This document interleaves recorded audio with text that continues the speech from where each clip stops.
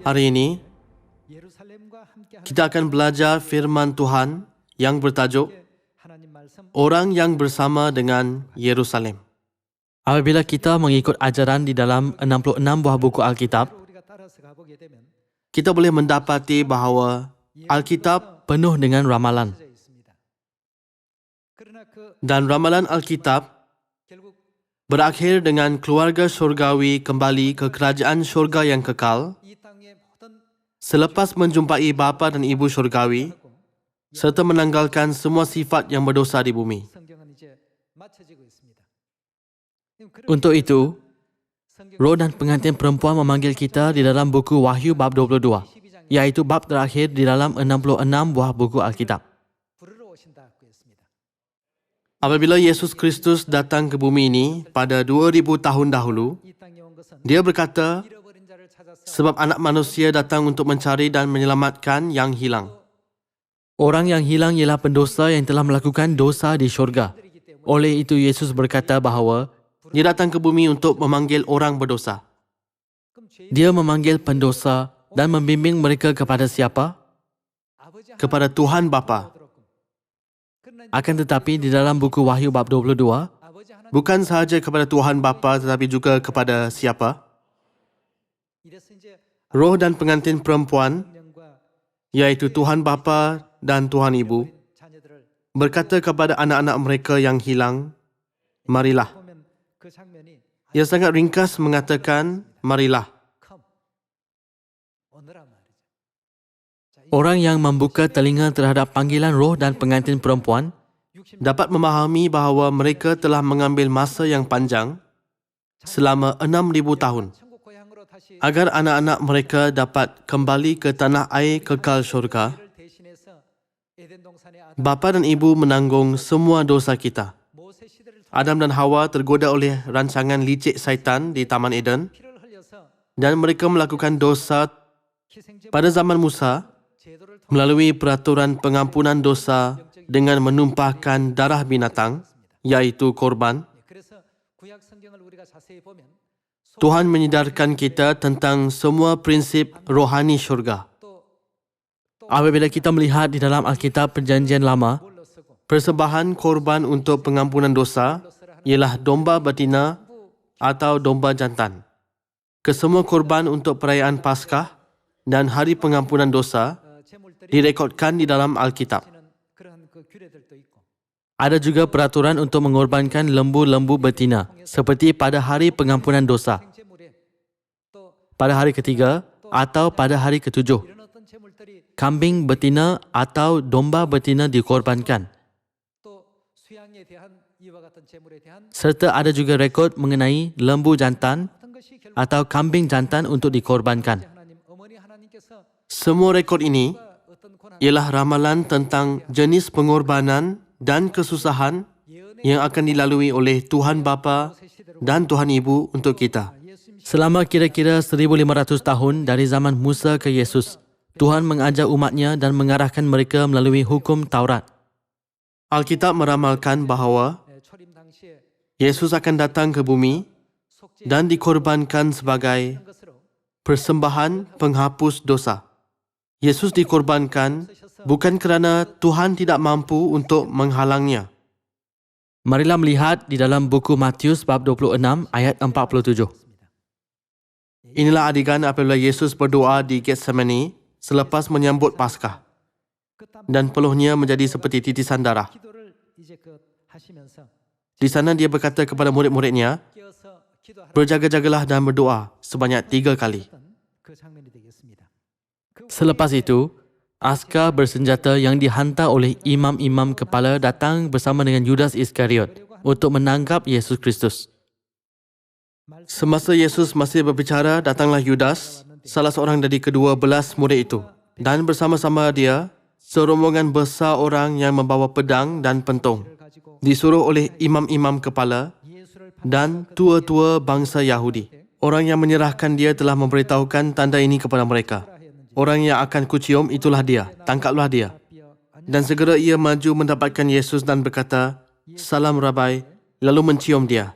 Tetapi Yesus berkata kepadanya, hai teman, untuk itukah engkau datang? Maka majulah mereka memegang Yesus dan menangkapnya.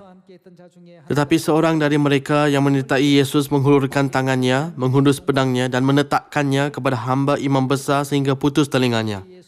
Maka kata Yesus kepadanya, masukkan pedang itu kembali ke dalam sarungnya, sebab barang siapa menggunakan pedang akan binasa oleh pedang. Atau kau sangka bahawa aku tidak dapat berseru kepada Bapaku supaya ia segera mengirim lebih dari 12 pasukan malaikat membantu aku? Legion merupakan satu unit tentera Roma. Kalau begitu, 12 legion malaikat ialah bilangan yang besar. Supaya ia segera mengirim lebih dari 12 pasukan malaikat membantu aku? Jika begitu, bagaimanakah akan digenapi yang tertulis dalam kitab suci yang mengatakan bahawa harus terjadi demikian? Pada saat itu, Yesus berkata kepada orang banyak, sangkamu aku ini penyamun, maka kamu datang lengkap dengan pedang dan pentung untuk menangkap aku. Padahal tiap-tiap hari aku duduk mengajar di bait Allah dan kamu tidak menangkap aku. Akan tetapi semua ini terjadi supaya genap yang ada tertulis di dalam kitab Nabi-Nabi. Lalu semua murid itu meninggalkan dia dan melarikan diri.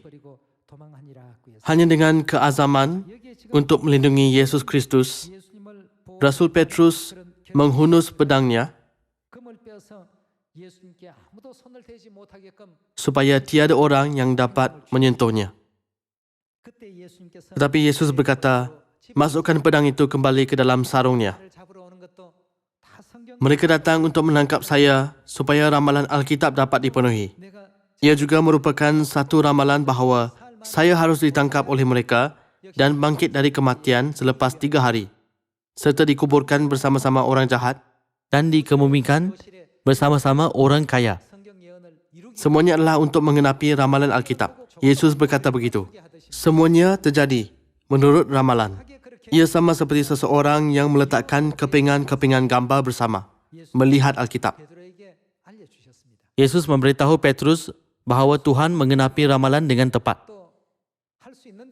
Perkara yang tidak dapat dilakukannya berbeza dengan perkara yang tidak dilakukannya walaupun dia mampu melakukannya. Walaupun Yesus mampu mengalahkan askar yang datang untuk menangkapnya, dia tidak berbuat begitu. Tetapi dengan patuhnya ditangkap oleh mereka. Dia berbuat begitu untuk mengenapi ramalan Alkitab. Hari ini, Kita perlu mengetahui dengan tepat bagaimanakah Tuhan hendak mengenapi ramalan Alkitab. sepanjang kehidupan Yesus dan bahawa Tuhan masih sedang mengenapi ramalan. Marilah melihat di dalam buku Yesaya bab 53 ayat 4. Tetapi sesungguhnya, penyakit kitalah yang ditanggungnya dan kesengsaraan kita yang dipikulnya. Padahal kita mengira dia kena tulah, dipukul dan ditindas Allah. Tetapi dia tertikam oleh kerana pemberontakan kita. 700 tahun sebelum kedatangan Yesus, Nabi Yesaya meramalkan bahawa Kristus akan ditikam. Kerana apa? Kerana pemberontakan kita. Tetapi dia tertikam oleh kerana pemberontakan kita. Dia diremukkan oleh kerana apa? Kerana kejahatan kita. Kerana pemberontakan kita, dia ditikam. Dan kerana kejahatan kita, dia diremukkan. Ia telah diramalkan pada 700 tahun sebelumnya. Yesus mengenapi semuanya dengan tepat apabila dia datang ke bumi. Sekarang memandangkan kita boleh melihat balik masa yang lepas, kita boleh melihat bahawa ramalan Alkitab dipenuhi dengan cara begini. Tetapi apakah yang difikirkan oleh manusia pada masa itu tentang apa yang sedang berlaku? Kita mempercayainya sebagai Tuhan yang Maha Kuasa. Tetapi mengapakah dia tidak mempunyai kuasa? Mengapakah dia ditangkap oleh orang jahat? Mengapakah dia mati dengan lemahnya di atas salib? Pada masa itu, manusia tidak tahu tentang ramalan atau menyedarinya. Bahkan murid-murid Yesus pun tidak menyedarinya sehinggalah Yesus Kristus bangkit semula dan naik ke syurga. Selepas semua kejadian itu, barulah mereka menyedarinya. Kesemua kejadian ini ialah proses untuk mengenapi ramalan Alkitab. Marilah menyambung dengan bab 53 ayat 5. Tetapi dia tertikam oleh kerana pemberontakan kita. Dia diremukkan oleh kerana kejahatan kita. Ganjaran yang mendatangkan keselamatan bagi kita ditempatkan kepadanya, dan oleh bila-bilanya kita menjadi sembuh. Bagaimanakah dia mengetahui bahawa Kristus akan dilukakan dan ditikam kerana kejahatan kita? Pada 700 tahun sebelum ia berlaku, Yesus Kristus tidak meminta sesiapa pun, "Sila gantungkan saya di atas salib dan tusuklah rusuk saya dengan tombak." walau bagaimanapun, semua situasi terjadi seperti yang diramalkan. Mari melihat ayat 6.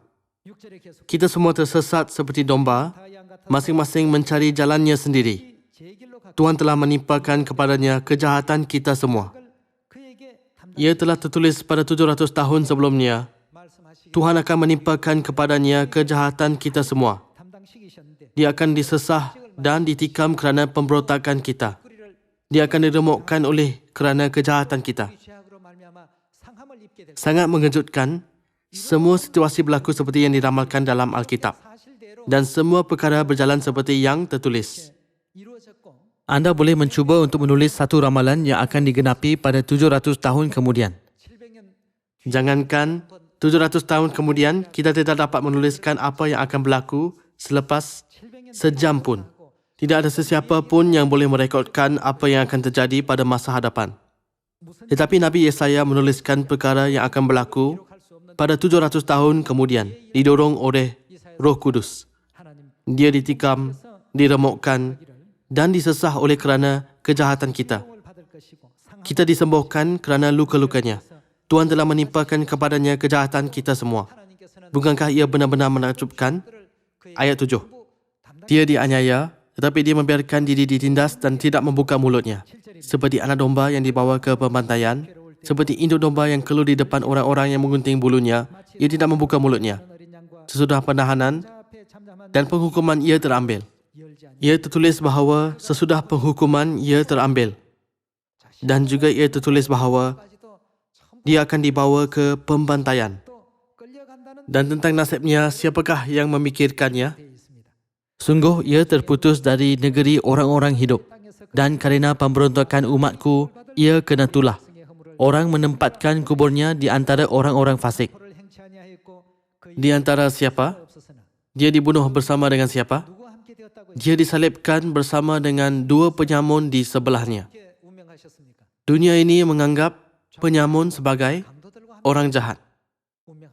Orang menempatkan kuburnya di antara orang-orang fasik, dan dalam matinya ia ada di antara penjahat-penjahat, orang kaya. Badan Yesus diletakkan di dalam kubur Yusuf, orang kaya dari Arimatea. Adakah Yesus meminta Yusuf dari Arimatea untuk meletakkan badan dia di dalam kuburnya? Tidak. Namun semuanya itu terjadi dengan sendirinya. Kalian semua, Ramalan ialah suatu pernyataan tentang apa yang akan berlaku pada masa hadapan, bukan? memandangkan ia dikatakan pada 700 tahun sebelumnya, Kristus yang datang ke bumi untuk menebus kita dari semua kejahatan, benar-benar menjalani kehidupan seperti yang diramalkan. Ramalan Alkitab sememangnya menakjubkan. Akan tetapi, manusia pada masa itu tidak mengetahui mengapakah Yusuf dari Arimatea meminta badan Yesus dan meletakkannya di dalam kubur barunya. Itulah takdir yang hanya diketahui oleh Tuhan. Ramalan Nabi Yesaya telah dipenuhi seperti yang diramalkan. Ramalannya menjadi benar di bumi. Mari melihat ayat 10. Tetapi Tuhan berkehendak meremukkan dia dengan kesakitan. Apabila ia menyerahkan dirinya sebagai korban penebus salah, ia akan melihat apa? Ia akan melihat keturunannya. Dia akan melihat anak-anak rohaninya yang mempunyai kepercayaan kepada Tuhan. Umurnya akan lanjut dan kehendak Tuhan akan terlaksana olehnya. Sesudah kesusahan jiwanya, ia akan melihat terang dan menjadi puas. Dan hamba-Ku itu, sebagai orang yang benar, akan membenarkan banyak orang oleh hikmatnya dan kejahatan mereka dia pikul. Menurut buku Yohanes bab 1 ayat 29, apakah yang dikatakan oleh Yohanes Pembaptis tentang Yesus? Lihatlah anak domba Allah yang menghapus dosa dunia. Mengapakah Yohanes Pembaptis berkata begitu? Di dalam 66 buku Alkitab, kita dapat melihat bahawa orang yang terdorong oleh Roh Kudus mengucapkan suara ramalan mengikut kehendak Tuhan. Menjalani kehidupan berdasarkan ramalan, Kristus menebus kita dari semua kejahatan kita dan membuka jalan kemuliaan ke kerajaan syurga yang kekal. Petrus yang menghayunkan pedang mencuba untuk melindungi Yesus Kristus dan penafiannya terhadap Yesus Kristus semuanya telah diramalkan. Apabila Yesus berkata kepada Petrus, "Sebelum ayam berkokok, engkau telah menyangkal aku 3 kali." Betapa kuatnya Petrus berazam di dalam hati, "Aku tidak akan menyangkalnya. Aku tidak akan." Tetapi situasi membuatkannya menyangkal Yesus sebanyak 3 kali. Apabila ayam berkokok, dia terkejut dan menyadari bahawa dia telah menyangkal Yesus sekali, 2 kali dan 3 kali. Ia tertulis bahawa Petrus keluar dan menangis tersedu-sedu, bukan? Inilah cara suatu ramalan dipenuhi. Kalau begitu, bukankah ada ramalan tentang perkara yang akan dilakukan oleh roh dan pengantin perempuan pada zaman Roh Kudus? Buku Yesaya bab 53 meramalkan tentang kehidupan Tuhan Bapa. Manakala bab 54 menunjukkan kehidupan yang akan dijalani oleh Tuhan Ibu. Kehidupan bapa ada kesusahan dan pengorbanan. Dia telah disesah dan ditikam untuk menanggung semua kejahatan kita.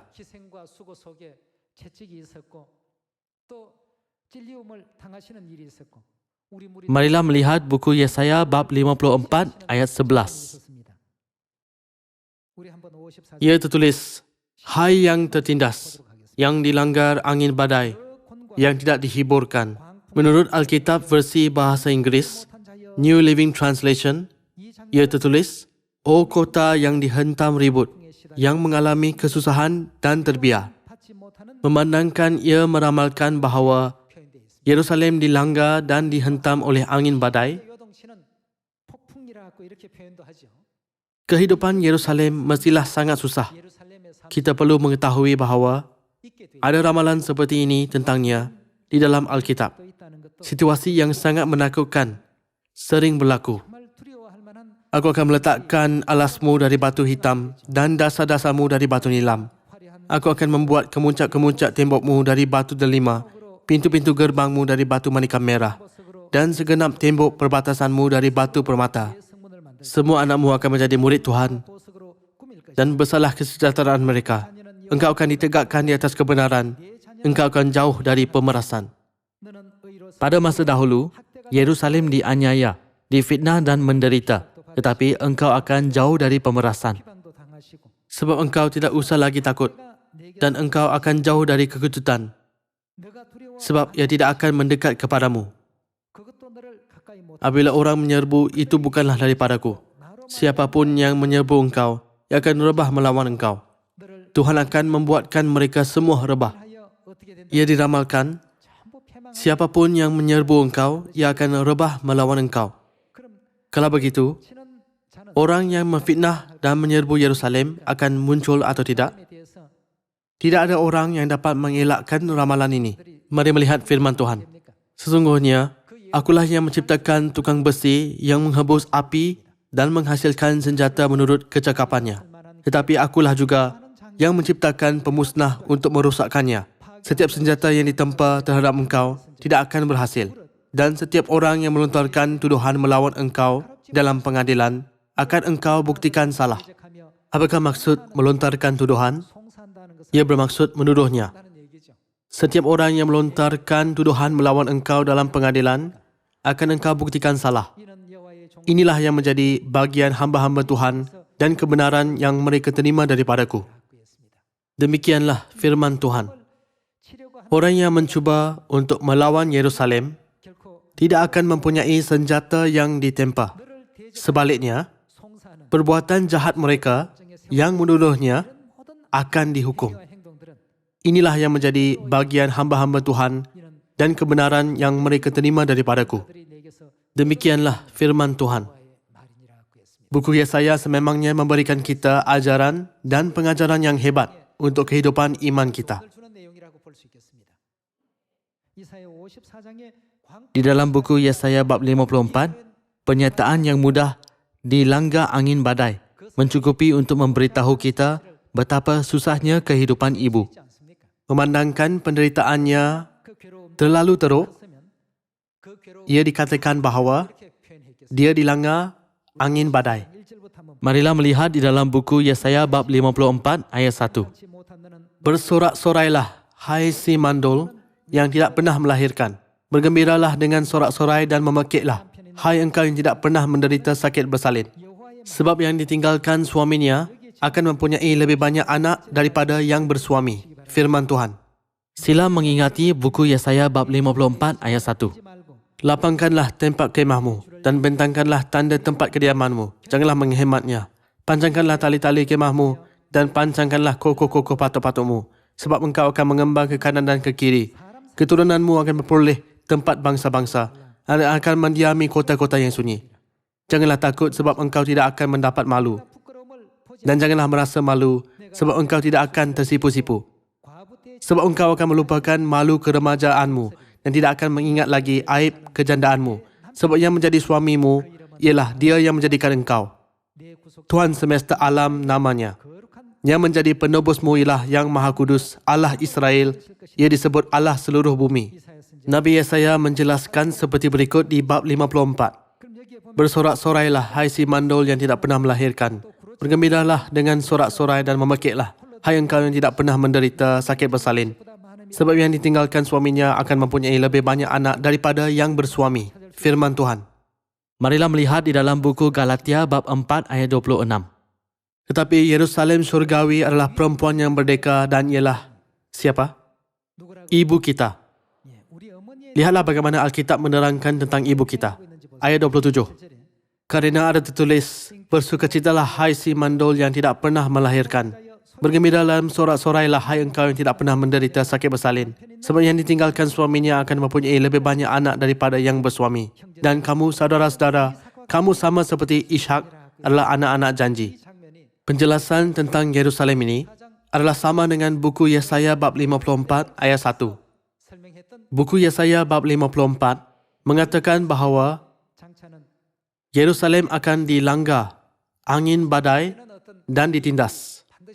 Tetapi Tuhan berkata, engkau tidak usah takut lagi. Setiap senjata yang ditempa terhadap engkau tidak akan berhasil. Orang yang melawan engkau akan mati dan lenyap. Marilah melihat buku Galatia bab 4 ayat 26. Tetapi Yerusalem syurgawi adalah perempuan yang merdeka dan ialah ibu kita. Kerana ada tertulis, bersukacitalah hai si mandul yang tidak pernah melahirkan. Bergembira dan bersorak-sorailah hai engkau yang tidak pernah menderita sakit bersalin. Sebab yang ditinggalkan suaminya akan mempunyai lebih banyak anak daripada yang bersuami. Dan kamu saudara-saudara, kamu sama seperti Ishak adalah anak-anak janji. Penjelasan tentang ibu Yerusalem di dalam buku Yesaya bab 54 dituliskan di dalam buku Galatia bab 4 ayat 26 dan ayat 27. Seperti ini, ada pasangan ayat di Alkitab. Oleh itu, orang yang dilahirkan melalui Yerusalem ialah anak janji seperti Ishak, ayat 29. Tetapi seperti dahulu, dia yang diperanakkan menurut daging, menganiaya yang diperanakkan menurut roh. Demikian juga sekarang ini. Kemudian bagaimana pula dengan hari ini? Demikian juga sekarang ini, perkara yang sama berlaku pada masa kedatangan Yesus kali pertama dan kedatangannya yang kedua. Apabila Tuhan disalibkan, bukan kerana dia tidak mempunyai kuasa, juga bukan kerana dia tidak mampu menghalang mereka. Mari lihat ayat 11 sekali lagi. Hai yang tertindas, yang dilanggar angin badai, yang tidak dihiburkan, sesungguhnya aku akan meletakkan alasmu dari batu hitam dan dasar-dasarmu dari batu nilam. Aku akan membuat kemuncak-kemuncak tembokmu dari batu delima, pintu-pintu gerbangmu dari batu manikam merah, dan segenap tembok perbatasanmu dari batu permata. Semua anakmu akan menjadi murid Tuhan dan besarlah kesejahteraan mereka. Engkau akan ditegakkan di atas kebenaran, engkau akan jauh dari pemerasan. Sebelum pemerasan jauh dari Yerusalem, bagaimanakah keadaannya? Dia dianiaya, ditindas, dan difitnah. Semua penderitaannya terkandung dalam perkataan pemerasan. Engkau akan jauh dari pemerasan sebab engkau tidak usah lagi takut. Dan engkau akan jauh dari kekejutan sebab ia tidak akan mendekat kepadamu. Apabila orang menyerbu, itu bukanlah daripadaku. Siapapun yang menyerbu engkau, siapapun bermaksud sesiapa sahaja dari atas hingga ke bawah di dunia ini. Siapapun yang menyerbu engkau, ia akan apa? Akan rebah. Rebah melawan engkau. Mari melihat ayat 16. Sesungguhnya, akulah yang menciptakan tukang besi yang menghembus api dan menghasilkan senjata menurut kecakapannya. Tetapi aku jugalah yang menciptakan pemusnah untuk merosakkannya. Setiap senjata yang ditempa terhadap engkau tidak akan berhasil. Dan setiap orang yang melontarkan tuduhan melawan engkau dalam pengadilan akan engkau apa? Akan engkau buktikan salah. Inilah yang menjadi bagian hamba-hamba Tuhan. Dan kebenaran yang mereka terima daripadaku, demikianlah firman Tuhan. Memandangkan Alkitab meramalkan semua pertuduhan mereka, ancaman, pemerasan dan keganasan tidak akan datang mendekat kepada Yerusalem.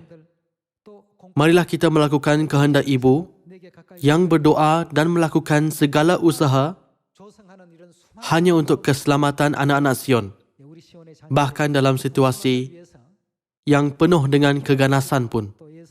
Tahun 2014 ialah tahun pengembalian. Sehingga kita kembali ke tanah air yang kekal, marilah lebih berwaspada dan berpegang pada iman kita supaya memasuki kerajaan syurga dengan selamat bersama-sama. Dengan meminta anda mengingati ini, saya tamatkan khutbah ini. Terima kasih banyak.